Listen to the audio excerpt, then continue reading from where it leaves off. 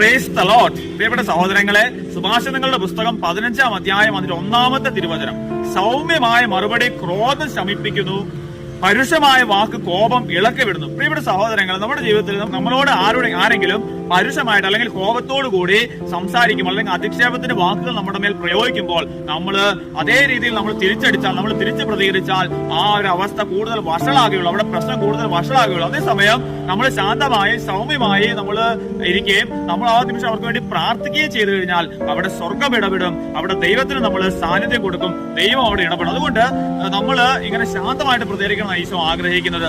വിശുദ്ധ ജോൺ ക്രിസ്തോസ് ഇങ്ങനെ പറയുന്നുണ്ട്, ഒരാത്മാവിൽ നന്മയുണ്ടോ എന്നറിയാൻ ആ ആത്മാവ് അധിക്ഷേപങ്ങളുടെയും എതിർപ്പുകളുടെയും നടുവിൽ സൗമ്യതയോടുകൂടുള്ള സമീപനം പരിശീലിക്കുന്നുണ്ടോ എന്ന് നിരീക്ഷിച്ചാൽ മതിയെന്നാണ് വിശുദ്ധ ജോൺ ക്രിസ്തോസ് പറയുന്നത്. അതുകൊണ്ട് നമുക്ക് ശാന്തമായിട്ട് സൗമ്യമായിട്ട് മറ്റുള്ളവരോട് പെരുമാറാം. ദൈവം നമ്മൾ എല്ലാവരും സമൃദ്ധമായി അനുഗ്രഹിക്കട്ടെ, എപ്പോഴും എപ്പോഴും.